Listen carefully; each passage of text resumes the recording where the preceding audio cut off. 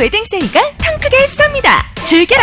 2월 7일에서 2월 8일까지 누려라 웨딩 세일만의 특별한 혜택을! 웨딩 세일 통큰 웨딩 박람회가 여러분께 통 크게 쏩니다. 이 모든 혜택을 한국 패션센터에서 마음껏 누리세요. 통큰 웨딩 박람회는 2월 7일부터 8일까지 검색창에 웨딩 세일을 쳐보세요.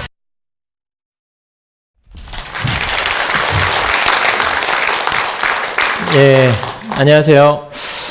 예, 일단 제 소개를 간단히 드리면요. 저는 공부의 신 그 공신닷컴이라는 사이트의 이제 창립 멤버로 활동했었고, 저는 경기도 일산이라는 데서 중고등학교 시절을 보냈어요. 그래서 고등학교를 이제 그 내신이나 수능 1등으로 졸업을 했고, 그 이후에 이제 서울대 인문대학이랑 고려대학교 법과대학에 합격을 했었고요. 서울대학교는 이제 성적우수 장학금을 받으면서 입학을 해서 제가 이제 2011년에 졸업을 했는데, 그때 이제 3년 반 만에 성적우수 우등 졸업, 그 전 과목 A 이상인 학생은 이제 우등 졸업을 달아주는데요.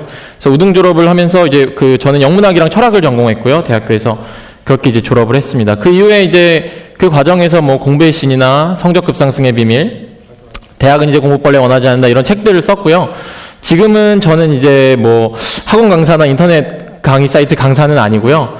저는 지금 서울대학교 인문대학 대학원에서 그 논문을 쓰면서 이제 공부를 계속 하고 있고, 그 와중에 이제 청소년들이나 학부모님들 대상으로 강연도 하고, 혹은 이제 중고등학생들 공부 방법이나 혹은 동기부여 해줄 수 있는 인문학을 가르치는 파풀스쿨이라는 곳에서 이제 학생들이랑 뭐 캠프도 하고 5박 6일 동안 같이 이제 먹고 자고 하면서 공부법도 가르쳐주고 뭐 그런 활동들을 하고 있습니다. 그래서 오늘 이제 공부 강의에서 말씀드릴 내용이 시간이 많지가 않아서, 원래 이제 보통 강의를 하면은 한 2시간 정도 해야 국어, 영어, 수학은 우리 애를 이렇게 교육해야겠구나 이런 걸 좀 알아가시는데, 시간이 많지 않기 때문에 아주 핵심적인 부분들만 줄여서 얘기를 해드릴게요. 근데 1시간 정도 강의를 듣고 우리 애를 어떻게 교육시켜서 서울대를 보낼 수 있다면 아마 전국에 있는 학생들이 다 서울대를 가겠죠. 그래서 아주 일부분만, 핵심되는 부분만 줄여서 얘기를 해보도록 그렇게 하겠습니다.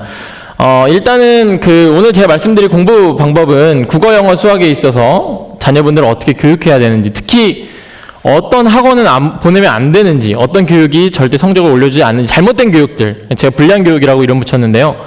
그 불량 교육들을 먼저 좀 말씀드리고, 그래서 어떻게 교육해야 맞는 건지 이렇게 말씀을 드릴 겁니다. 그래서 오늘 말씀드릴 공부법은 다른 공부법 책을 쓴 작가들이랑 저랑 어떤 차이점이 있는 것 같더라고요. 다른 공부법 책을 쓴 작가들 이렇게 쭉 보면, 저도 중학교, 고등학교 때 이렇게 하면 서울대 간다 이런 책을 많이 봤었는데요.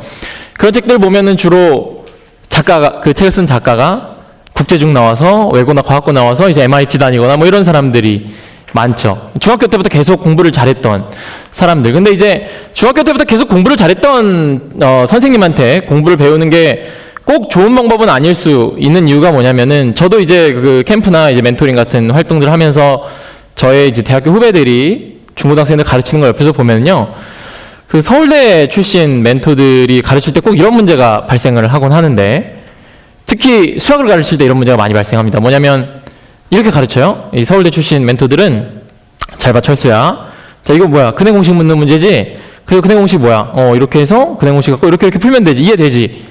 그럼 이 학생이, 선생님 이해 안 되는데요? 그럼 이 서울대생 멘토가 뭐라 그러냐면, 이게 이해가 안 돼?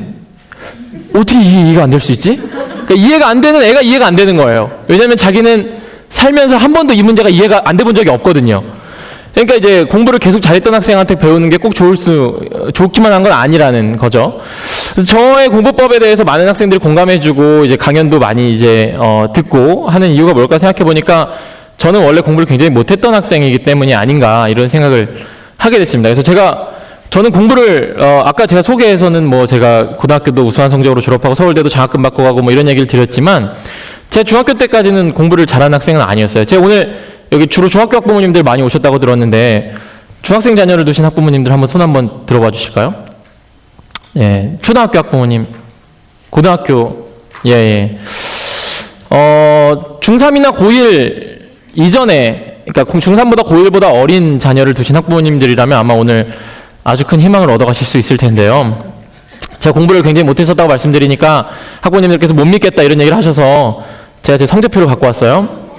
잘 보이실지 모르겠는데 제 중학교 3학년 때 성적표예요. 여기 보면은 제 이름 유상근이라고 이름이 써있고 여기 3학년 5반 38번 과목 석차라고 이렇게 적혀 있는 겁니다. 각 과목에 등수가 이렇게 나와 있는 건데요. 몇 등인지 볼게요. 저는 이제 일산의 신도시라는 곳에서 중고등학교를 다녔기 때문에 전교생이 그렇게 많지 않았어요. 신도시 막 개발되던 중이어서 217등, 285등, 322등. 어떤 학부모님이 또 손을 들고 질문하시더라고요. 여기 19등 있구만 19등 공부 잘했었네. 여기 체육교과고요. 여기 국영수입니다. 그래서 요 성적표 제가 중학교 때 얼마나 공부를 못했었는지 보여드리기 위해서 저희 집에 있는 성적표를 다 뒤져서 찾았는데 중학교 때 시험을 최소한 12번은 보잖아요. 중간기말 3년. 근데 이 성적표가 요 하나만 남아있고 나머지 11개는 어디 있는지 찾아봐도 없는 거예요. 그래서 나머지 11개 성적표는 어디 갔나 생각해보니까 나머지 11개는 학교에서 집으로 오는 골목 어딘가에서 제가 자체 소각 처리를 해서 지금 집에 남아있지 않더라고요. 저희 어머니도 기억이 없어요. 요건 왜 남아있나 봤더니 요게 제가 중학교 3년 동안 제일 잘 받은 성적표라서 요건 남겨놔야 된다. 내가 19등을 하다니 체육이지만 그래서 남겨놓은 거거든요. 그래서 300등을 이렇게 넘어가는 성적인 거를 이렇게 자랑스러워할 정도의 성적이었으니까 전교생도 많지 않았는데 중학교 때 공부를 굉장히 거의 밑바닥의 성적이었었던 거죠. 그래서 자녀분들이 지금 뭐 고1이나 중3이나 그런 나이거나 혹은 그보다 더 어린데 뭐 반에 상위 한 80% 안에 90% 안에 든다. 저보다 출발점이 높은 거예요. 아직 시간이 많아요. 그럼 이제 어떤 학부모님께서 그런 질문을 하시더라고요. 머리가 좋아서 3년 만에 그렇게 성적이 막 수직 상승한 거 아니냐? IQ가 몇이냐? 제가 정확한 수치를 밝혀드리기는 어렵지만 제 IQ가 2자릿수밖에 안 됩니다. 그래서 저는 이제 기초가 되어 있는 학생이나 원래 공부를 잘했던 학생이거나 혹은 머리가 굉장히 좋은 학생이 아니에요. 저는 다만 달랐던 게 공부 방법을 잘 알았던 것 같거든요. 공부 방법을. 그리고 중학교 때까지 학원을 거의 안 다녔었기 때문에 나쁜 습관이 없었어요. 나쁜 공부법이 몸에 배어있지 않았기 때문에 고등학교 때 공부를 시작하자마자 제대로 된 공부 방법을 하니까 바로 올릴 수 있었다고 생각을 합니다. 그래서 제가 이제 이렇게 성적을 받을 때 그러면은 뭐 이런 성적을 받을 때 중학교 1학년, 2학년 때까지는 거의 학원을 안 다녔지만 중3 때는 그래도 학원을 많이 다녔었거든요. 이 성적을 받을 때도 중학교 1, 2학년 때 초등학교 때처럼 학원을 전혀 안 다니고 친구들이랑 담배 피고 다니고 술 먹으러 다니고 이렇게 놀거나 그러기만 했던 건 아니었어요. 이 성적을 받을 때 사실 제가 중3 때는 외고도 가야 될 것 같고 이래서 학원을 굉장히 많이 다녔었는데 일산 신도시도 당시에 일산도 서울에 이렇게 보면은 분당이나 강남, 대치동만큼이나 사교육 열풍이 굉장히 강한 동네 중에 하나입니다. 대구도 사교육이 굉장히 강한 동네 중 하나죠. 로타리를 중심으로. 그런데 제가 그 당시에 이 성적을 받을 때 일산에 학원이라는 학원은 다 다녀볼 때 이 성적을 받았거든요. 그래서 일산 지역의 학원의 역사 15년사를 써봐라. 제가 제일 잘 쓸 겁니다. 이 사람이 이 학원에서 얼마 받고 일로 트레이드 되고 이 학원이 이렇게 차리고 아무 학원 이름이나 다 대보세요. G 학원부터 해서 무슨 스트 무슨 스트는 제가 다 다녀봤었거든요. 그때 성적이 이랬어요. 제가 어떤 느낌이 들었냐면은 그 학원을 계속 다니면서 성적이 오를 것 같은 느낌은 계속 드는 거예요. 다음 시험 때는 오르겠지.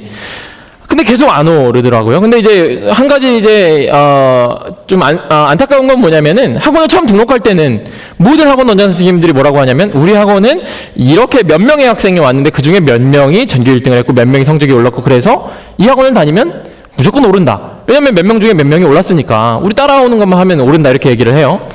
근데 시험을 끝나고 나서 성적이 안 올라서 이 성적을 받고 나서 제가 또 학원 원장 선생님한테 찾아가서 그랬죠. 원장 선생님 저 성적 안 올랐는데요? 이거 분명히 오른다고 하셨는데 왜 안 올랐습니까? 그랬더니 모든 원장 선생님들이 다 똑같은 말씀을 하시는 거예요. 뭐라고 하시냐면 그러시더라고요. 야 상근아, 선생님이 보니까 너는 머리는 진짜 좋아. 기분이 좋아요. 나 희망이 있구나. 나 머리는 좋구나. 나 성적이 오르겠구나. 그리고 뭐를 덧붙이냐면 근데 너는 임마 그 머리 믿고 노력을 안 해서 성적이 안 올라. 그런 얘기를 모든 원장 선생님들이 다 하는 거예요. 근데 이게 처음에 듣고 보면은 머리가 좋다 그러니까 칭찬인 것 같지만 이 뒤에 덧붙이는 말을 잘 생각을 해보면 그래서 결국 이번 성적이 안 나온 원인이 누구에게 있다는 겁니까? 저한테 있다는 거잖아요. 분명히 학원 등록할 때는 학원만 따라오면 다 성적 올려준다고 했는데 끝나고 나면은 결국엔 네가 노력을 안 해서 안 올랐다 이런 얘기를 하는 거예요. 근데 저는 이게 굉장히 그 무책임한 태도라고 생각을 하거든요. 저희가 학교 다닐 때는 돈 안 내잖아요. 근데 학원은 한 달에 30만 원, 40만 원 비싼 돈을 굉장히 적지 않은 돈을 내고 학원을 다니는 이유가 뭡니까? 성적을 올려달라는 거잖아요. 안 그러면 학교 다녔지. 학교에서도 가르쳐 주는데.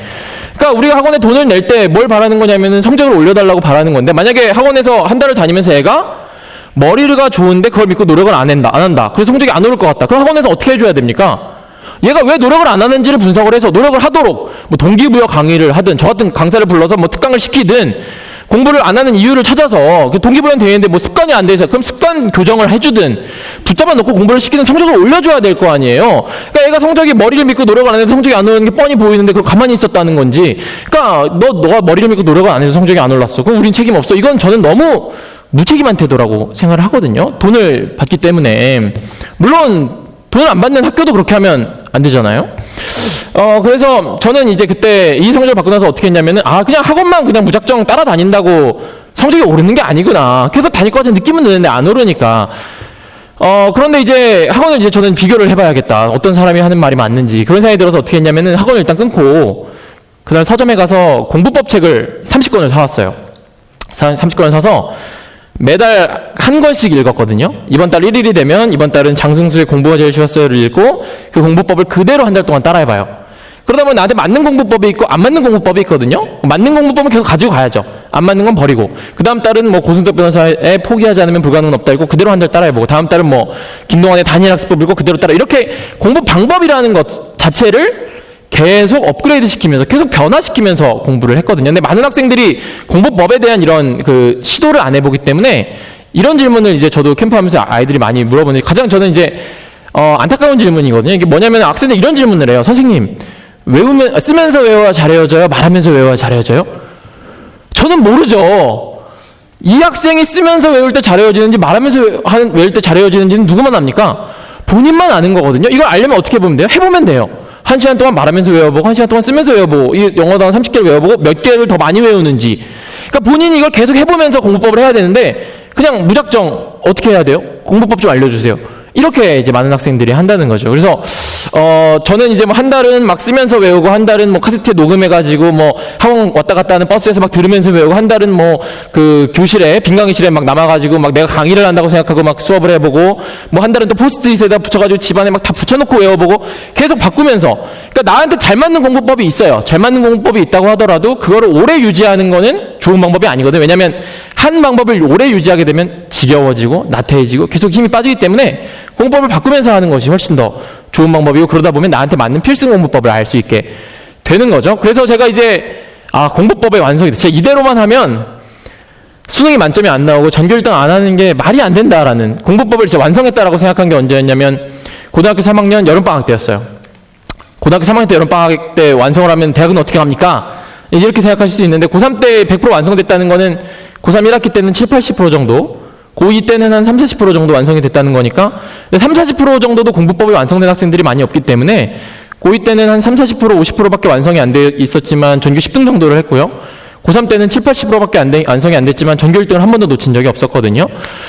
그래서 근데 이제 고1이나 중학교 내신 성적을 이제 막 그 전전긍긍 하시는 분들이 많은데 중학교 내신 성적이나 특히 고1 내신 성적은 그렇게 중요한 건 아니에요. 근데 많은 학생들이 고1 때 내신이 망쳤다고 해서 고2 때부터 공부를 포기해버리는 경우가 굉장히 많아요. 전 이미 내신이 망쳐서 전 수신 안 돼요. 근데 이제 대부분의 대학에서 내신 반영 비율이 어떻게 되냐면 고1 20%, 고2 30%, 고3 50%, 서울대 같은 경우. 연대도 40, 40, 20%죠. 그러니까 고1 1년에 내신 성적 반영 비율이 고3 때 한 학기보다도 적어요. 그러니까 고3 한 번 시험을 잘 보면 고1 때 한 학기를 만회할 수 있거든요. 그러니까 고3 때 저는 고1 때는 또 40등 정도밖에 못했고 10등, 1등으로 올라갔는데 3년을 합치고 나니까 전교 1등으로 이렇게 합산이 되더라고요. 그러니까 고3 때가 제일 중요하다는 거죠. 앞으로 올라가는 게. 그래서 오늘 말씀드린 공부법들이 그렇게 제가 직접 몸으로 하나하나 다 부딪히면서 검증했던 공부법이라는 말씀을 드리는 거고요.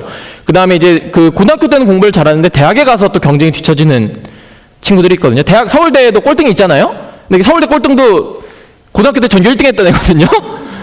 서울대 12,000명 중에 12,000등 한 애도 고등학교 때 전교 1등 했던, 그게 대학교 가서 이제 공부가 많이 뒤처지는 애들이 있는데, 제가 대학교 때 3년 반 만에 우등 성적을 받으면서 졸업할 수 있었던 거는 이 공부법을 대학교 때도 그대로 해서, 대학교에서도 많은 효과를 봤던 공부법이라는 얘기를 드리면서 직접 이제 공부법을 얘기를 해볼게요. 그러면 이제 국어 교육은 어떻게 해야 되느냐?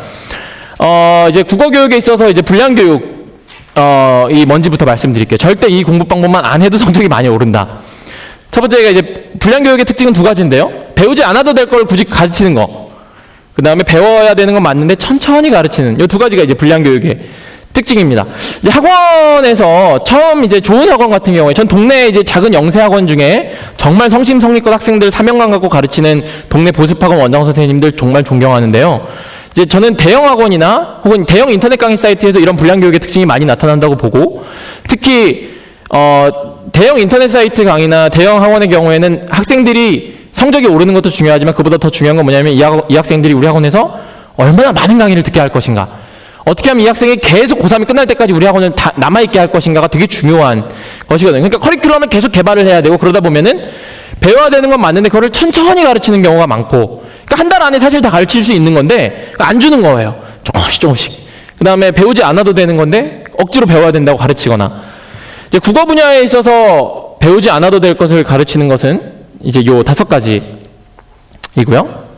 배워야 되는 건 맞는데 그것을 천천히 가르치는 것은 언어의 감이라고 부르는 겁니다. 요 5가지는 국어 실력을 올리는데 요만큼도 도움이 안 되고, 수능 점수를 올리는 데는 단 1점도 도움이 안 돼요. 많은 학생들이 학원에서 아직도 이걸 배우고 있거든요. 어법 지식, 문학 작품의 내용, 고전 어휘, 사자성어, 비문학 배경 지식. 자, 왜 필요 없는지 한번 볼게요.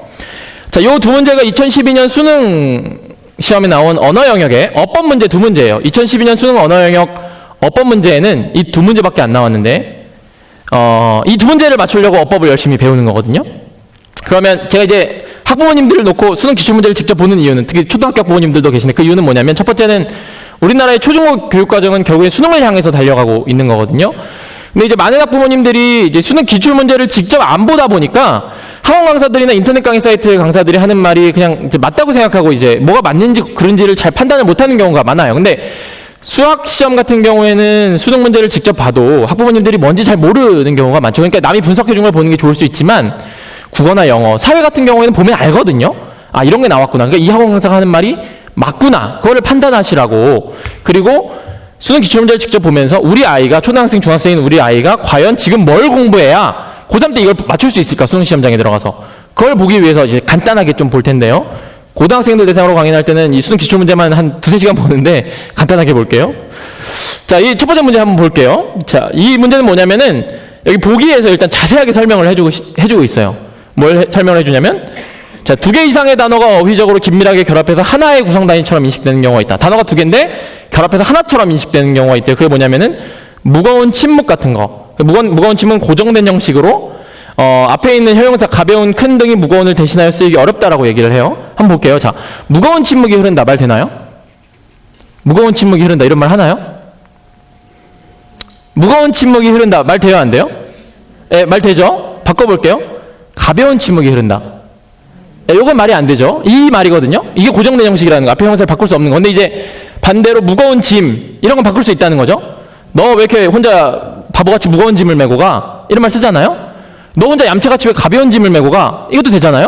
그러니까 앞에 형용사가 막 바뀌니까 얘는 아니라는 거죠. 이 무거운 침묵만 고정된 형식이라는 얘기를 해주고 있는 거예요. 그래서 이 A와 같은 거를 찾는 거니까 여기서 이런 고정된 형식을 찾으라는 거죠. 고정된 형식이 뭔지 설명을 해주고. 한번 찾아볼게요. 자, 1번. 꽃다운 나이. 말 되나요? 말 되죠? 어린 나이. 말 되죠? 바뀌었으니까 얘는 고정된 형식이 아니죠. 예, 2번. 진정한 친구. 말 되나요? 되죠? 바꿔볼게요. 나쁜 친구. 말 되죠? 얘도 답이 아니에요. 3번. 차가운 공기. 예, 말 되죠? 뜨거운 공기. 예, 말 되고 답이 아니고 4번. 뜨거운 눈물. 내 눈에서는 뜨거운 눈물이 흘렀다. 말 되나요? 예, 말 되죠? 내 눈에서는 차가운 눈물이 흘렀다. 아, 이거 이상하죠? 이건 바뀔 수가 없어요. 이거 답이네. 옆에 있는 거 볼게요. 새파란 젊은이. 이 새파란 젊은이가 말이야. 말 되나요? 바꿔볼게요. 이 새하얀 젊은이가 말이야. 아, 이상해요. 아무리 새하야도 새하얀 젊은이란 말은 우리가 쓰지 않는 거예요. 그럼 답이 4번이 되는 거죠. 자, 그럼 이 문제를 풀기 위해서 우리 아이가 초등학교, 중학교 때 뭘 공부해야 이 문제를 풀 수 있느냐는 거예요. 자, 일단 첫 번째로 이 문제를 풀기 위해서 고정된 형식이 뭐다라는 지식을 학원에서 배워서 외우고 들어가야 이 문제 풀 수 있나요? 아니죠. 고정된 형식이 뭔지는 알고 들어올 필요가 없어요. 왜? 여기 설명을 다 해주니까. 얘까지 주면서 다 설명을 해주니까. 이 문제가 어법 문제잖아요. 이 문제를 풀기 위해서 어절이 뭔지, 음절이 뭔지, 형태소, 이형태, 자음동화, 구개음화, 체현, 용언 이런 어법 지식들 필요한가요? 전혀 필요 없죠. 이 문제를 푸는 데 있어서 필요한 지식은 뭐냐면 여기 있는 10개 형용사 더하기 명사로 되어 있는 단어들의 조합이 앞에 있는 형용사를 바꿨을 때 한국어에서 말이 되는가 안 되는가를 판단할 수 있는 데이터베이스가 필요한 거죠. 그래서 이 문제를 이제 맞추는 학생들은 어떻게 맞추는 거냐면 이렇게 맞추는 거예요. 처음에 이제 뜨거운 눈물을 딱 보고 저 뜨거운 눈물 말 되나? 그럼 어떻게 생각을 해보겠어요? 내 뜨거운 눈물 언제 봤지? 어제 신문에서도 뜨거운 눈물 본 것 같은데 저번 주에 읽었던 잡지에서도 본 것 같고 저번 달에 읽었던 소설에서도 본 것 같은데 뜨거운 눈물이란 말은 한국에서 쓰는 말이구나. 그럼 앞에 있는 형사를 바꿔보자. 자, 차가운 눈물. 어제 신문에서도 본 적이 없고 저번 주에 잡지에서도 본 적이 없고 소설에서도 본 적이 없고 이 말은 안 쓰는 말이네. 그러니까 이제 막 웃음이 나오면서 학부모님들 어떤 학부모님들 하신 웃음이 나오면서 이건 아니라는 생각이 대번에 드는 거죠. 근데 이제 이런 학생들, 이게 학부모님들도 마찬가지로 아까 반응을 보니까 이제 긍정도 부정도 안 하시는 이제 분들이 있는데 학생들도 마찬가지로 긍정도 부정도 안 하는 애들이 있어요. 이게 어떻게 되는 거냐면 이제 뜨거운 눈물. 어제 신문에서 내가 나 신문 안 읽는데 저번 주에 잡지에서 나 잡지도 안 읽지. 저번 주에 소설에서 소설도 안 읽는데 멍해지는 거야. 뜨거운 눈물이 한국에서 쓰는 건지 안 쓰는지 판단할 데이터베이스가 없는 거죠. 자, 그럼 차가운 눈물 바꿔보자. 차가운 눈물도 본 적이 없고 멍해지는 거죠. 세 번째 부류로 가장 심각한 경우로 이런 학생들이 있어요. 자, 뜨거운 눈물 말이 되니? 그러면 얘 말이 돼요. 이러고 차가운 눈물 말이 되니 하면은 이제 어떤 학생들 차가운 눈물 말이 안 되죠. 이러는데 갑자기 어떤 학생이 선생님 그거 말이 되는 것 같은데요? 저거 본 적이 있어요. 아까도 학부모님들 중에 이렇게 말이 된다라고 이렇게 끄덕끄덕 하다가 남들 웃는 거 보고 이렇게 하시는 분들이 있었는데 그런 학생들이 있거든요. 차가운 눈물 봤다는 거예요. 새하얀 젊은이 봤다는 거예요. 어디서 본 걸까요? 어디서 본 거냐면 인터넷에서 보고 온 거거든요. 인터넷에는 새하얀 젊은이란 말이 있죠. 뭐 뜨거운 눈물, 차가운 눈물, 미지근한 눈물 다 있죠. 뭐 진격의 거인부터 뭐 똓부터 해서 뭐 답정너부터 해서 없는 말이 없잖아요. 뭐 똓 뭐 이런 표현들, 쌍디귿 오아의 히읗 받침 이런 얘기 인터넷에서 많이 보세요. 내가 너무 좋아하는 엑소브로마이드를 시켰는데 택배기사 아저씨가 와서 문을 열어보니 엑소브로마이드를 똓 이렇게 쓰는 거거든요. 쌍디귿 오아의 히읗 받침. 인터넷에서 제가 하루에 100번씩 보는 단어인데 이거 한국어에서 전혀 말이 안 되는 단어죠. 그래서 인터넷으로 주로 언어 생활을 하는 애들은 머리에 어휘의 데이터베이스가 들어는 가는데 왜곡된 어휘의 데이터베이스가 들어가는 거죠. 그러면 이 문제를 맞추려면 초등학교, 중학교 때 뭘 해야 됩니까? 네, 글을 많이 읽어야 돼요. 이 문제 학원에서 대비되는 문제인가요? 애초에 이 문제는 학원에서 대비가 안 돼요. 이 문제가 2012년에 나오고 나서 2013년에 학원이나 이제 인터넷 강의 사이트 중에 어떤 강의에서는 어떤 강의가 깔렸냐면 자, 잘 봐. 작년에 고정된 형식 묻는 문제 나왔어. 그러니까 너희들은 오늘부터 선생님이랑 수능 기출 문제니까 고정된 형식을 배워볼 거야 이러면서 한국어의 형용사와 명사를 다 조합해서 학생들한테 하나하나 암기시키기 시작했어요. 자, 뜨거운 눈물 말 되니? 동그라미 쳐 동그라미. 차가운 눈물. 그 X. 미지근한 눈물 X. 새파란 열매니 동그라미. 이걸 다 조합해서 암기를 시키는 거야 학원에서. 조합하면 몇 개 나오죠? 수백만 수천만 개의 조합이 나옵니다. 다 외울 수 있나요? 다 못 외우죠. 그리고 너무 외운다고 할지라도 너무 비효율적인 공부예요. 그러다 보니까 우리나라 학생들이 주당 평균 학습 시간이 세계 최고잖아요. 근데 이제 그 피사 세계 수학 성취도 평가를 보면은 우리나라 애들이 공부는 제일 많이 하는데 핀란드보다 우리나라가 낮고 핀란드가 우리나라의 공부를 반밖에 안 하거든요. 수학 성적이 우리보다 높아요. 우리나라 영어 학습 시간이 평생 영어 평균적으로 학습하는 시간이 3만 시간. 세계에서 제일 많이 공부하는데 영어 실력 비교해보면 27위거든요. 세계에서. 방글라데시가 26위예요. 방글라데시보다 우리나라 영어를 못하거든요. 이런 현상들이 나오는 거죠. 너무 비효율적이라는 거예요. 이걸 다 외우고 앉아있으니까 이런 통계들이 나오는 거죠. 이건 학원에서 애초에 대비가 안 되는 건데 왜 학원에서 그러면 이런 얘기 안 해줄까요? 학부모님들 모셔놓고. 자, 이 기출문제를 직접 봐라. 기출문제 직접 보면 이건 학원에서 대비가 아예 안 된다. 어법 개념을 학원에 와서 배우는 게 중요한 게 아니라 책을 많이 읽고 글을 많이 읽는 거 말고는 방법이 없다 이런 얘기를 하면은 그 얘기 듣고 아마 학원 계속 다닐 부모님들은 아마 많지 않을 겁니다. 그래요? 그럼 집에서 그냥 글만 많이 읽히면 되는 거 아니에요? 그럼 학원에서는 이런 얘기를 할 수가 없는 거죠. 본질적으로. 왜냐하면 비즈니스라는 본질적인 한계가 있기 때문이거든요. 두 번째 문제도 마찬가지예요. 동시에 의미를 나타내는 연결어미, 의면서와 자. 이것도 이제 마찬가지로 여기 용례를 다 주고 공통점을 찾으라는 문제를 하고 있죠. 이건 시간이 없으니까 일단 넘어갈게요. 2013년 수능 언어 영역 문제도 마찬가지거든요. 2013년에 많은 고3 학생들이 학원에서 형태소가 뭔지 이 형태가 뭔지 비싼 돈 주고 시간 내서 외우고 공부했어요. 수능 시험장에 들어가서 나는 형태소가 뭔지 열심히 외웠으니까 시험 잘 볼 거야. 이러면서 수능 시험지를 딱 펼친 순간 형태소는 의미를 가진 최소 단위이다. 뭐 앞뒤에 둘 이상의 모습으로 나타내는 그걸 이형태라고 한다. 예컨대 여기까지 다 줘요. 반이어 뭔지 다 알잖아요. 반대되는 말을 반이어라고 하잖아요. 반이어가 뭔지 설명을 다 해줘요. 그러니까 수능 기출문제에서 이렇게까지 친절하게 어법 지식들을 이렇게 친절하게 알려주는 이유는 뭐냐면은 수능 시험이라는 것은 국어학자, 국문학자들 애들만 보는 시험이 아니잖아요. 그러니까 이거 형태소가 뭔지, 고정내 형식이 뭔지 이거 공부해서 기계공학과 나와가지고 현대자동차에서 자동차 연구하는 애가 평생 살면서 언제 쓰겠습니까? 쓸 일이 없잖아요. 평생 살면서 쓰지도 않을 지식. 그러니까 요즘 수능에서는 이런 어법 지식을 자체를 묻지를 않아요. 필요 없다는 거예요. 기출문제에서 이 정도로까지 자세하게 출제위원들이 알려주면서 제발 중고등학교 때 이런 거 시간 내서 외우지 좀 마. 너 기계공학과 간다며. 너 치대 나와서 치과의사 한다며. 이거 외워서 너 뭐 어디다 쓰게. 이런 어법 지식 자체는 우리가 이렇게까지 자세하게 알려줄 테니까 우리가 너희한테 요구하는 건 뭐냐면은 얼마나 중고등학교 때 글을 많이 읽었는지, 그래서 뭐가 한국어에서 말이 되고 안 되는 건 판단할 데이터베이스가 있는지, 이런 용례들을 보고 공통점을 찾아낼 수 있는지, 이런 실생활에 적용하는 이 문법 지식을 보고 실생활에 적용하는 능력이 있는지, 이걸 물어보려는 거야 라는 호소를 하고 있는 거죠. 그 다음으로 도움 안 되는 거는 문학작품의 내용을 암기하는 공부 방법이에요. 우리가 학창시절에 학부모님들께서 학창시절에 문학을 주로 공부했던 방법, 님의 침묵을 배운다. 그럼 우리 학창시절에 어떻게 배웁니까? 일단 선생님이 필기를 여기까지 해요. 칠판에. 그 다음에 이제 애들이 받아 적고 암기하기 시작하죠. 님의 침묵의 주제는 님을 향한 변함없는 사랑이고, 외제적 주제는 조국 광복에 대한 의지고, 뭐.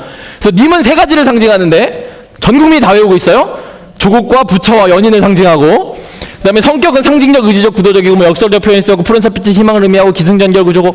그러니까 이거를 시를 놓고 이 정보를 옆에서 적은 다음에 애들이 받아 적고 외우는 방식의 문학 공부를 지금도 학교에서 많이 하고 있고, 학원에서도 이걸 주로 이제 문학 교육 시간에 하죠.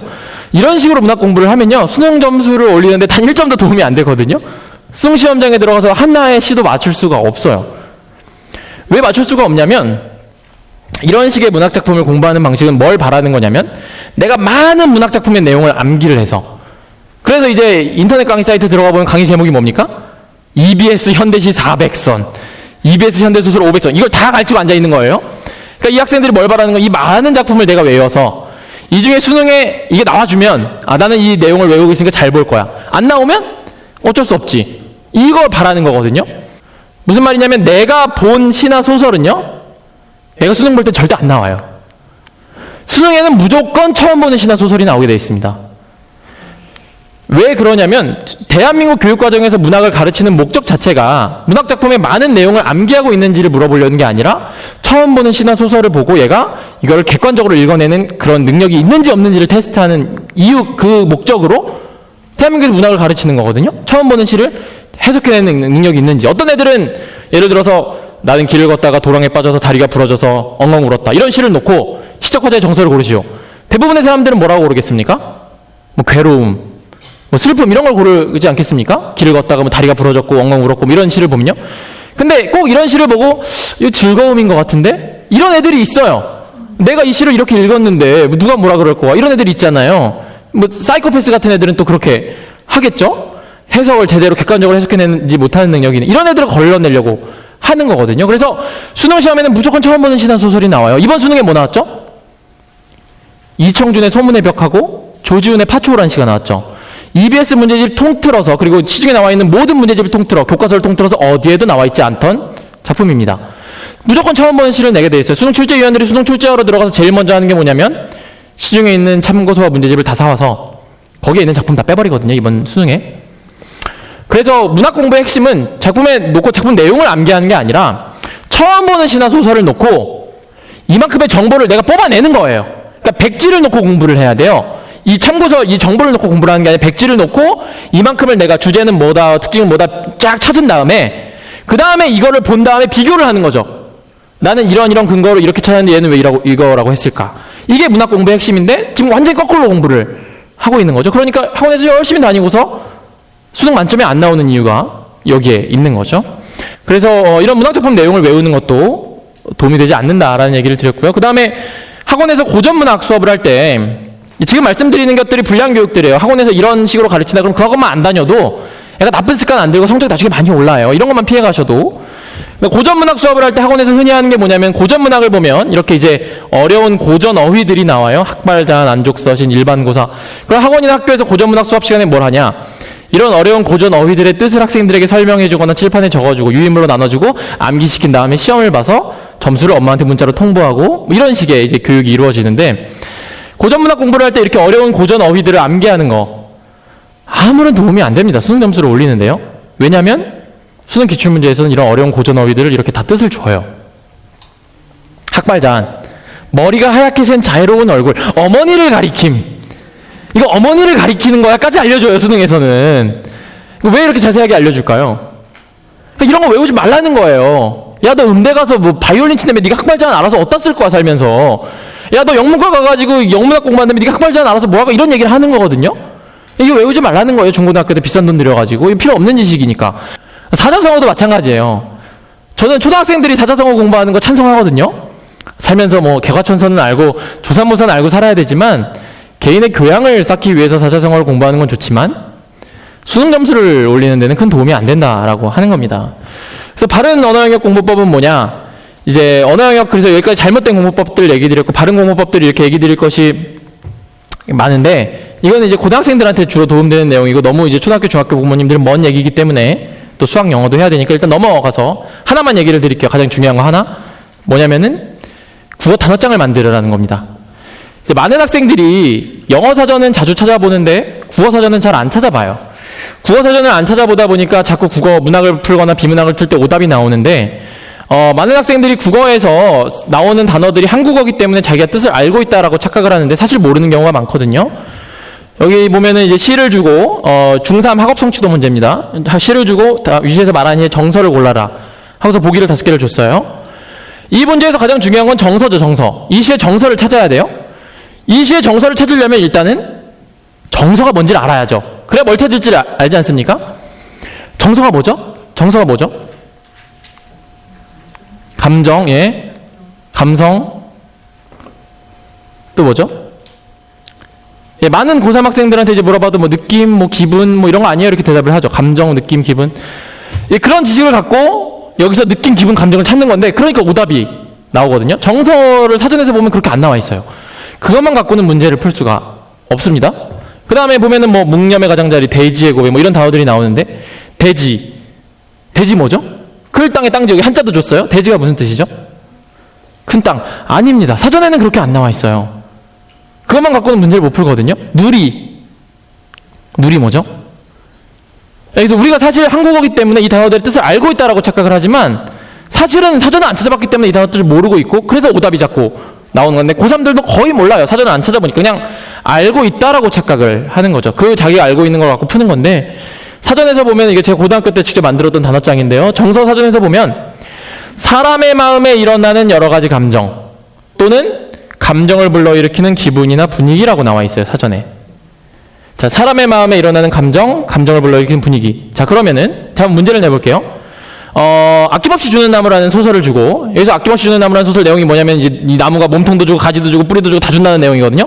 위 작품의 정서를 고르시오. 주인공이 나무잖아요. 이 나무의 감정을 답으로 고르면 될까요? 안 될까요?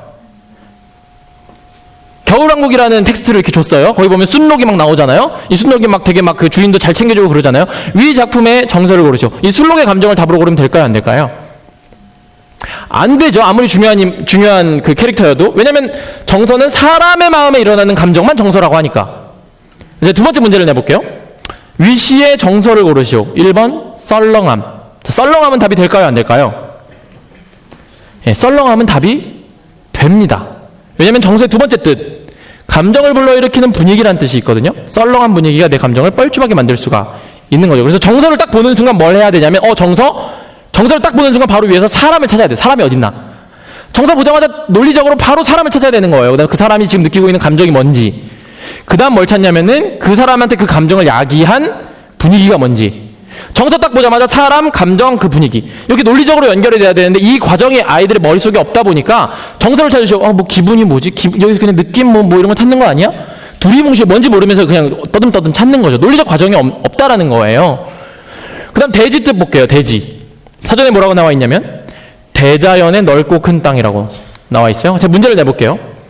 자, 서울에 내가 놀러가서 남산타워에 올라서 서울의 대지를 보니까 참 넓더라. 옳은 것을 고르시오. 옳은가요? 틀린가요? 서울의 대지를 보니까 넓더라. 맞아요? 틀려요? 틀리죠? 예. 대자연의 넓고 큰 땅만 대지라고 하는 거. 서울의 대지라는 말은 성립이 안 되는 거죠? 대자연이 아니니까.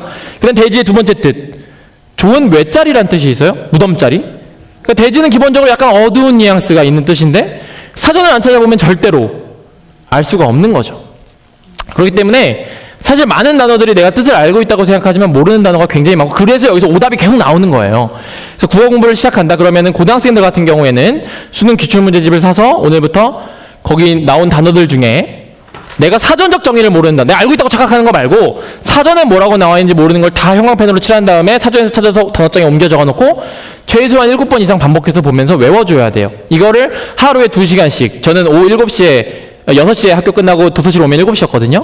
7시부터 9시까지 국어 2시간, 9시부터 11시까지 영어 2시간, 11시부터 1시까지 수학 2시간 이렇게 하루에 6시간씩 공부하고 토요일 날은 사탐, 일요일 날은 논술 공부를 했는데 하루에 이제 국어 2시간씩 공부를 한다 그러면은 3개월 동안은 하루에 2시간씩 이것만 해주면은 대부분의 학생들이 저희 캠프에서도 2등급까지는 다 올랐거든요. 제가 가르친 학생들이. 이걸 3개월을 하는 게 근데 굉장히 힘들어요. 지루하죠. 사전을 다 찾아서 계속 외워야 되니까. 그러니까 이거를 많은 학생들이 못해요. 그래서 중요한 게 뭐냐면 동기부여가 중요하다는 얘기를 그래서 하는 겁니다. 제가 학생들 강연할 때는 동기부여 강의만 하거든요. 왜 니네가 공부를 해야 되고 공부가 왜 중요하고 공부를 해야 왜 이게 공부가 재밌는 거고 아무리 좋은 방법을 얘기를 해줘도 동기부여가 안 돼 있으면은 아 선생님 그 방법을 하면 오르는 건 알겠어요. 성적이 오를 건 알겠어요. 근데 제가 공부를 왜 해야 되죠? 이렇게 되거든요. 그러니까 아무 의욕이 없는 학생들은 이 방법을 못 하죠. 그래서 그런 학생들 같은 경우에는 어떻게 해야 되냐면은 글을 많이 읽는 겁니다. 사전을 안 찾아봐도 그 단어의 사전적 정의를 알고 있는 학생들이 있는데 그 경우에는 이 단어를 너무 자주 접한 거예요. 그러니까 정서라는 단어를 사전에서 안 찾아봐도 아는 학생들이 있어요. 뜻을 어렴풋이 되게 근접하게. 이 학생은 정서가 사람 감정도 정서라 그러고 동물 감정도 정서라 그런가 이렇게 해서 풀었더니 틀렸어요. 아 그럼 사람 감정만 정서인가 보다 해서 맞고 분위기란 뜻은 없나 보다 해서 했더니 틀리고 아 이거 맞나 보다 이거 하고 이걸 계속 반복하다 보면 사전적 정의에 가깝게 다가가는 거죠. 그래서 동기부여가 안 돼 있는 애들은 글을 많이 읽으면은 이 어휘력이 늘어나게 된다라고 하는 겁니다. 그래서 초등학생, 중학생들은 이 방법을 활용하는 거죠. 글을 많이 읽음으로써. 아까 어법도 뭐가 중요하다 그랬습니까? 글을 많이 읽는 게 중요하다 그랬죠. 문학도 마찬가지예요. 사전을 직접 찾아보고 외우면 훨씬 빠르지만 이게 이제 동기부여가 안 돼서 지루해서 못하는 학생들은 글을 많이 읽는 방법. 예. 그래서 국어에 대해서 지금 이제 불량교육과 제대로 된 교육법을 얘기를 했고 이제 수학과 영어를 해야 되는데 영어는 할 시간이 없을 것 같네요. 시간이 많이 촉박해서 일단 수학을 제가 최대한 빨리 진행해 보도록 하겠습니다. 자, 그럼 수학 교육의 핵심은 뭐냐? 자, 수학도 마찬가지로 불량교육의 이제 특징은 이제 배우지 않아도 될 걸 가르치는 거. 배워야 되는 건 맞는 걸 천천히 가르치는 거, 문제 풀어주는 수. 배우지 않아도 되는 건 선행학습. 선행학습 많이 시키세요. 이제 서울대 학생들의 90% 이상이 그 선행학습에 대해서 뭐라고 대답했냐면은 다음 학기 것까지만 선행학습했다 이렇게 대답을 했어요. 서울대 학생의 90% 이상이. 근데 이제 서울에 있는 4년제 대학 다니는 학생들 같은 경우에는 1년, 2년 이렇게 선행학습하는 학생들이 더 많았죠. 그래서 더 상위권으로 갈수록 한 학기만 선행학습을 했고 이번 학기에 다음 거를 선행학습한 학생은 거의 없었습니다. 그러니까 이번 겨울방학 때 다음 학기 거를 공부하는 학생들은 대부분 있었지만 이번 1학기 수업을 듣는 동안에 2학기 걸 공부하는 학생들은 많지 않았다는 거예요. 이번 학기를 할 때는 이번 학기 거를 공부를 했다는 거죠. 그게 내신 성적을 올리는데 가장 도움이 되니까. 그래서 이번 학기에 3학년 1학기 거를 가르치는데 학원에 가서 3학년 2학기 거를 배우거나 3학년 1학기 거를 가르치는데 학원에 가서 고1 수학을 배우면은 얘는 수학을 2배를 공부하는 거거든요. 다른 애들보다. 그럼 당연히 내신 성적이 떨어지고 대학 가는데 훨씬 불리하게 되는 거죠. 요즘은 내신 성적 비율, 반영 비율이 훨씬 높으니까 수능은 2등급 2개만 있으면 되잖아요. 대부분의. 서울대 수시 비중이 83%거든요. 서울대 수시 비중이. 연대도 그 정도 되고요. 연대에서 또 이제 뭐 인문학 인재 전형, 융합형 인재 전형, 고대도 그런 거 만들었죠. 600명 이상. 그래서 보면은 내신 수능 점수 아예 없이 포트폴리오만 갖고 가는 비율도 굉장히 높고 수시에서도 대부분 내신이 중요하고 선행학습은 이제 수시 세대가 시작된 이후로는 거의 도움이 안 되는 정시 세대에 가장 중요한 거죠. 이거는 수능 하나로 대학 갈 때는 선행학습이 중요해요. 갈 목표가 정해져 있으니까 저 수능까지만 가면 되니까 내신 성적 아무 중요하지 않으니까 내신 때는 도움이 안 된다는 거고 그 다음에 이제 문제 풀어주는 수업 시간에 계속 선생님이 문제만 풀어주는 수업 굉장히 이제 비효율적인 수업이죠. 왜 그런지 이제 보여드리면 수학 교육의 핵심은 저는 그거라고 생각해요. 수학은 어떤 특징이냐면은 이제 중간이 잘 없어요. 수학 애들 성적을 보면은 1등급 애들이 쫙 나오다가 중간 털털 비다가 4, 5등급에 가서 쫙 학생들이 나오거든요. 이 학생들을 우리는 뭐라고 부르냐면 수학 포기자, 수포자라고 부르죠. 국어는 국어 포기자, 영어 포기자가 없는데 수학만 포기자가 있어요. 수학만 포기자가 있는 이유는 뭐냐면은 주로 이제 수학에 대한 오해 때문인데요. 이제 이 학생들을 만나가지고 제가 얘기를 해보면 이 학생들이 뭐라 그러냐면 선생님 저 수학 정말 열심히 노력을 해봤지만 저는 수학을 못해요. 왜 못해? 그러면 저는 문과형 인간이라 외우는 건 잘하지만 원래 이해하고 응용하는 건 못해서 수학을 못해요. 이런 얘기를 하거든요. 이런 믿음이 있는 거예요. 원래 난 수학을 못한다. 국어 못하는 애한테 가서 너 원래 국어 못하지? 저 원래 국어 못해. 이런 애들은 없거든요. 자, 그러면은 정말 이 학생들이 이렇게 생각하는 대로 정말로 수학 머리가 따로 있는 것인가? 원래 수학 잘하는 애와 못하는 애, 문과형 인간과 이과형 인간은 정말로 나눠지는 것인가? 거기에 대해서 생각을 해봤으면 좋겠는데, 일단은 제가 이걸 보는 이유는 뭐냐면 수학 교육의 핵심은 이 아이를 이쪽에만 집어넣으면 끝나요. 이 아이들은 이제 수학이 굉장히 재밌는 애들이거든요. 수학 공부량이 엄청 많고 틀려도 재밌어하고. 그래서 자녀분들을 지금 수포자라면 이쪽에만 집어넣으면 끝나고, 초등학생이라면 요 갈림길에서 이쪽으로만 가도록 해주면 얘네들은 수학 고3 때까지 걱정 안 하고 쭉 이제 1등급이 대부분 받으면서 갑니다. 그래서 이 집단에만 넣어놓는 게 굉장히 중요한 건데, 이 학생들은 이제 국어 영어를 신경 써주셔야 되는 거죠. 수학이 아니라. 근데 이제 과연 이 학생들은 이제 문과형이니까 이과형이 따로 있다고 생각해서 자꾸 일로 못 넘어오는 건데, 정말 그게 따로 나눠지는가에 대해서 생각을 한번 해보면, 지금 대부분의 대만, 일본, 한국을 제외한 대부분의 나라에서 문과이과를 통합해서 가르치고 있고 그런 믿음 자체가 없어요. 그런 들어본 적이 없는 거죠. 제가 미국에 공부하러 갔을 때 제일 놀랬던 게 뭐냐면, 미국 친구가 저한테 오더니 상아 너 무슨 공부를 잘해? 그러는 거예요. 나 문과여서 나는 국어를 잘했어. 그랬더니 얘가 뭐라 그러냐면, 아 잘됐다, 나 이거 수학 좀 가르쳐줘, 이러는 거예요. 미국 애가. 제가 황당해서 그랬죠. 야, 나 국어를 잘했다고. 그 말은 한국에서 어떤 걸 의미합니까? 수학을 못했다는 걸 의미하잖아요, 우리나라에서는. 근데 얘가 그러는 거야. 야, 국어를 잘했는데 어떻게 수학을 못해? 국어도 논리력, 이해력, 응용력, 사고력을 쓰는 거고, 수학도 논리력, 이해력, 응용력, 사고력을 쓰는 건데 어떻게 국어는 잘하는데 수학은 못하냐? 그러는 거예요. 그 프랑스 친구를 또 만났는데 얘가 저한테, 야, 나 피직스 좀, 물리 좀 가르쳐줘, 이렇게 하는 거예요. 자기 수업 듣고 있다. 그래서 얘가, 나 문과에서 나 사회를 잘했다. 그러니까 얘가, 잘 됐네. 그럼 과학 좀 가르쳐줘. 그러니까, 야, 나 사회를 잘했다고. 그러니까 얘가, 그러면 과학도 잘하는 거 아니야? 사회와 과학을 구분하는 나라가 또 우리 원래 이제 사회라는 게 대학교에서도 영어 이름이 뭐냐면 소셜 사이언스거든요. 경제, 그다음에 복지, 그다음에 인류학, 얼마나 통계를 많이 씁니까? 이게 소셜 사이언스, 사회 과학이라고 부르고, 외국에서는 다 과학으로 치는데, 우리나라만 이게 문과, 사회 잘하는 과학 못할 거, 이게 이상한 구분이 있는 거죠. 그래서, 문과, 이과 구분은 사실 우리나라에서만 하는 거고, 이게 일제시대 때 시작된 이유는 뭐냐면은, 이걸 써먹는 사람 입장에서 유리하게 써먹으려고. 그러니까 얘를 데려다가 공장에서 이 기계만 돌릴 건데, 일제시대 입장에서, 일본 입장에서요? 이 조선의 이 2등 신민들한테 국어 영어를 가르칠 필요가 없잖아. 얘들 공장에서 이것만 시킬 건데. 그러니까 너는 이과로 구분해서 넌 수학 과학만 배워. 이렇게 하는 거거든요. 배우는 사람 입장에서는 당연히 국어 영어 수학 과학 다 배우는 게 좋죠. 그래 당연히 훌륭한 통합형, 융합형 인재가 되는 거 아니겠습니까? 그러니까 이게 이제 굉장히 나쁜 관례가 이렇게 이어져 오는 거고. 자, 그러면은 수학을 잘하는 애들은 원래 수학을 잘하거나 원래 머리가 좋은 것일까? 분명히 수학을 잘하는 애들이 있거든요. 그래서 이걸 수학 포기자 학생들이나 학창시절에 수학을 못하셨던 학부모님들은 그래도 수학 영재는 따로 있고, 수학을 원래 잘하는 애들은 따로 있다, 이런 믿음을 이제 갖고 있는데, 저는 수학 영재라는 개념이 이제 거의 한국이랑 일본에밖에 없는 개념이고, 이게 초등 학원 시장에서는 엄청난 열풍이죠.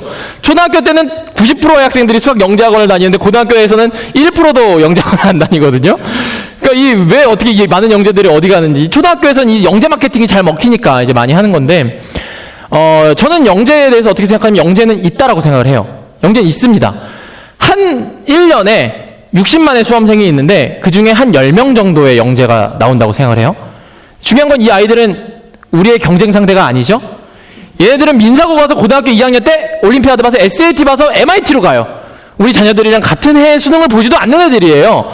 아예 다른 세계를 사는 애들이고, 대부분의 수학을 잘하는 아이들, 그래서 그냥 일반고나 외고에서 수능 1등급 받아서 연대, 서울대, 고대 가는 애들 중에 수학을 잘하는 애들은 어떻게 수학을 잘하는 거냐면, 예를 들어 처음 보는 문제를 딱 보고 이거 이런 공식을 만들어서 풀어야겠군, 이게 영재잖아요. 처음 보는 문제를 보고 막 공식을 만들어서 막 풀고 이렇게 푸는 게 아니거든요. 이 아이들은, 대부분의 수학 잘하는 애들은, 이 아이들은 어떻게 푸는 거냐면, 문제를 딱 보면 어떻게 되냐면, 이거 풀어봤던 문제다. 이거 저번 주에 내가 풀어봤는데, 이거 뭐지? 이거 근해 공식 묻는 문제구나. 문제를 기억을 해요, 일단. 대부분의 수학 잘하는 애들 그렇게 푸는 거죠. 그 다음에 어떻게 합니까? 이거 근해 공식 묻는 문제네. 근해 공식이 뭐였지? 루트는 b제곱 마이너스 4ac지. 공식을 외우고 있어요. 그 다음에, 이 공식을 어떻게 대입해서 풀었더라? 요렇게 대입해서 풀었지? 풀이법을 기억하고 있다라는 겁니다. 그래서, 수학 공부를 하기 위해서 이 수포자 아이들을 다시 수학 공부하게 하기 위해서 제일 중요한 건 뭐냐면은 바로 패러다임의 전환이에요. 뭐냐? 수학이 암기 과목이라고 생각하는 거에서부터 이 아이들이 성적이 오르기 시작해요. 그래야 이 아이들의 핑계를 없앨 수가 있는 거거든요. 그러니까 이 아이들이 성적이 안 오르는 이유는 바로 수리가 암기 과목이 아니라고 생각하기 때문에 계속 수학을 못하는 건데, 무슨 말이냐면 딱 저를 만나가지고 아이들한테 이제 너 왜 이렇게 수학을 못해? 그러면 저는요 문과형 인간이라 암기하는 건 잘하는데 이해하는 건 못해서 수학을 못해요. 아까 얘기해드린 것처럼 그런 얘기를 항상 그 핑계를 대는데, 그럼 제가 이 아이들한테 항상 제일 먼저 물어보는 게 뭐냐면은 너 문과형 인간이라 암기하는 건 잘해? 자, 그럼 내가 한번 물어보자. 근해 공식 외우고 있니? 근해 공식이요? 그거 잘 안 외웠는데. 그래? 그 수학의 정석 36페이지에 보면 행렬의 법칙 5개가 있는데 그거 외우고 있어? 그 아이가 뭐라고 하냐면 행렬의 법칙이요? 그 5개나 돼요? 이런 얘기를 해요. 그러니까 무슨 말이냐면 수학이 암기 과목이 아닌 건 맞죠. 수학이 사회나 뭐 국어에 비해서 암기할 게 적은 건 맞지만 수학도 기본적으로 외워줘야 될 개념 공식이 엄청나게 많다라는 거예요. 70%는 일단 암기를 해줘야 그 다음에 기본적인 개념 공식이 암기가 돼 있어야 거기서 이해 응용 뭘 하는 거죠. 그래서 저는 어떻게 공부를 했냐면, 저도 문과였기 때문에 수학을 못했었는데, 그래서 난 암기를 잘하니까 그냥 다 외워버리자. 그래서 그날부터 어떻게 했냐면은 문제집에서 수학 문제를 오려서 이렇게 붙이고, 그 밑에다가 그 문제를 푸는데 필요한 공식을 오려가지고 이렇게 붙이고, 그 밑에다가 이 공식을 대입하는 풀이법을 오려서 이렇게 붙였어요. 그래서 이날부터 이렇게 1대1로 외워버리기 시작했거든요. 이렇게 유형 공식 풀이법을 1대1로 외우면 그 어떤 지독한 문과형 인간도 수학을 못 풀 수가 없는 거죠. 우리가 잘하는 건 뭐니까? 외우는 거니까. 그래서 수학도 보면은 기본적으로 외워줘야 될 공식이 이렇게 굉장히 많아요. 역행렬의 성질 7가지, 로그의 성질 4가지, 지수법칙 5가지, 기본 성질 4가지. 이런 것들은 아주 기본적인 개념들이에요. 그냥 일단 외워주고, 기계적으로. 그 다음에 뭐 이해고 응용이고 하는 거거든요. 예를 들어, 우리가 태정, 태세, 문단세, 예성, 연중, 인명성 외울 때 막 이해하면서 외우는 거 아니잖아요? 일단 외우고 나서, 그 다음에 뭐 문종이 이렇게 해서 단종이 나왔고, 이렇게 생각을 하는 거죠. 그 다음에 뭐, 수열립의 칼칼라마, 아라셜리, 준합수구, 수음비고, 뭐 원자기호 외울 때 막 이해하면서 외우는 거 아니잖아요? 수학도 일단 이 기본적인 성질들은, 기본적인 개념 공식들은 그냥 외워줘야 그 다음에 이해고 응용이고 수학을 못한다는 핑계를 대야지, 기본적인 공식도 안 외우고 있으면서 저는 문과형 인간이라 수학을 못해요. 그러니까 계속 수학이 안 되는 거거든요. 그러면 이제 이 개념 공식들을 외워주는 데 있어서 제일 좋은 방법은 뭐냐? 개념 공식을 외우는 데 있어서 제일 좋은 방법은 바로 이 항아리 공부법이라고 하는 건데요. 많은 학생들이 수학 공부를 할 때 자꾸 다음 진도를 못 넘어가고 수학을 포기하게 되는 이유가 뭐냐면, 이 학생들 같은 경우에는 어떤 생각이 있냐면은 수학을 이제 정복을 하고 넘어가려고 생각을 해요. 무슨 말이냐? 난 여태까지 수학에 있어서 많이 뒤처졌어. 나 오늘부터 수학 제대로 해볼 거야. 그래서 어떻게 하냐면 1단원을 딱 피고 1단원을 내가 오늘 다 정복하고 2단원으로 넘어가리라. 그래서 연습 문제를 끝까지 다 풀어보리라. 근데 문제는 뭐냐면은 1단원에 있는 개념 공식이나 혹은 연습 문제들을 보면 1단원의 지식만 갖고 풀리는 문제들이 있는데, 연습 문제 7번, 8번은 1단원의 지식만 갖고 안 풀리는 문제들이 있거든요. 10단원에 쉬운 개념이 있어야 풀리는 문제가 있다라는 거죠. 그래서 1단원의 개념 공식 중에서도 한 번만 봐서는 잘 이해가 안 되는 것들이 있어요. 근데 이거를 다 이해하고 이걸 다 풀고 넘어가려고 하니까 여기서 공부가 계속 스탑이 돼버리는 거거든요. 그래서 수학 포기한 학생들 고등학교 때 책장에서 이렇게 수학 정석 이렇게 꺼내서 보면은 1단원만 새까맣거든요. 집합만 20번을 봐요. 이런 이유 때문에 계속 1단원을 막 2단원을 못 넘어가는 거죠. 그래서 수학 공부를 할 때는 어떻게 하는 거냐?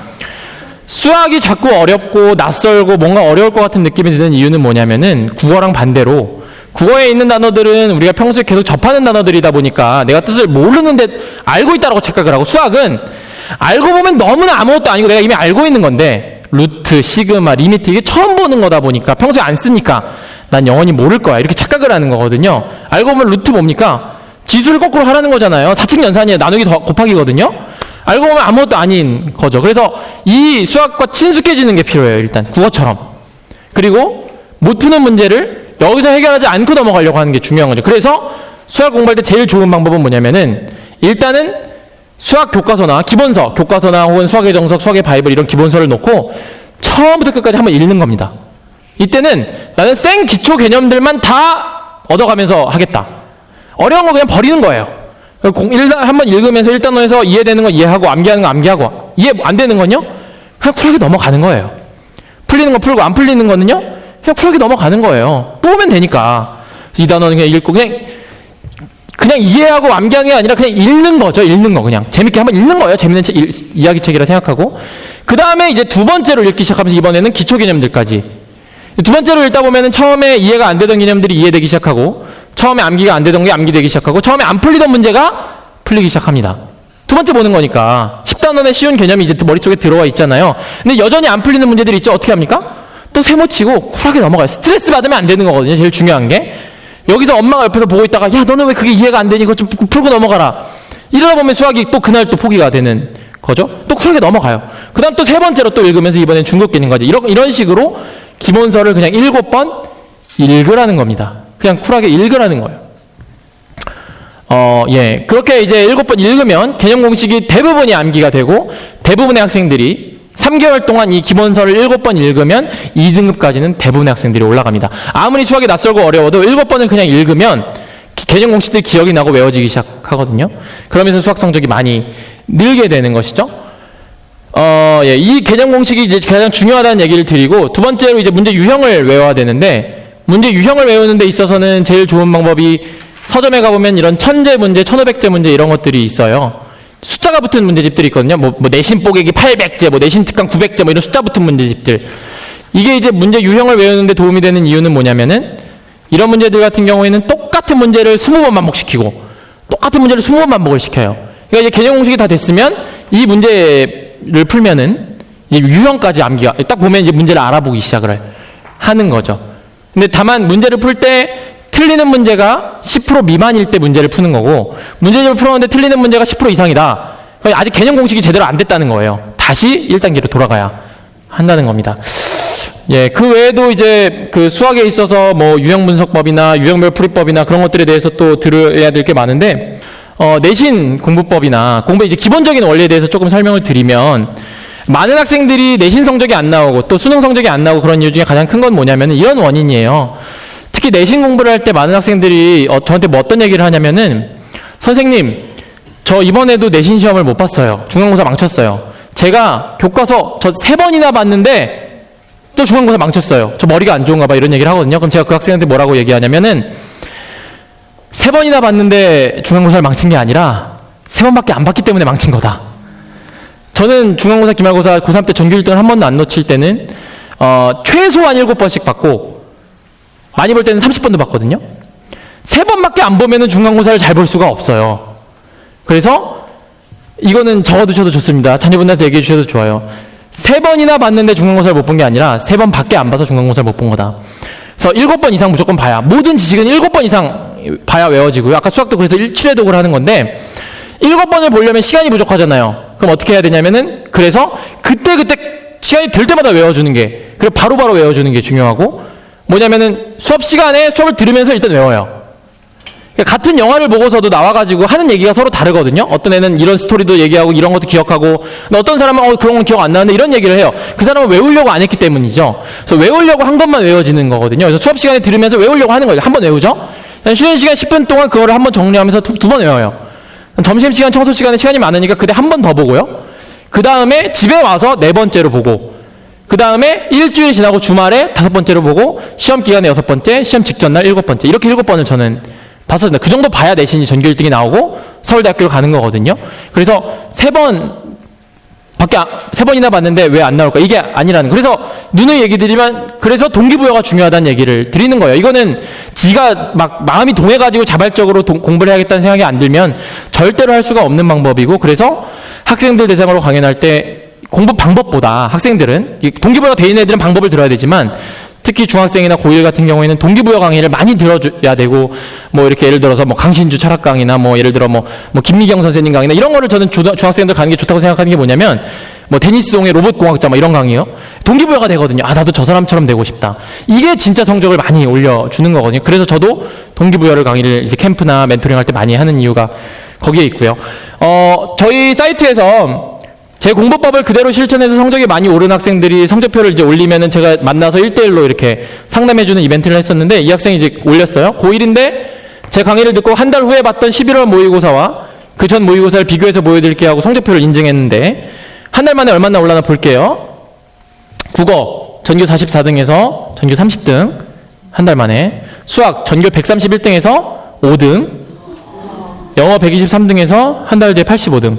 전국 석차 8%에서 전국 석차 0.8%로 한 달 만에 올랐거든요. 그래서 마지막으로 제가 말씀드리고 싶은 건 뭐냐면 공부라고 하는 거는요.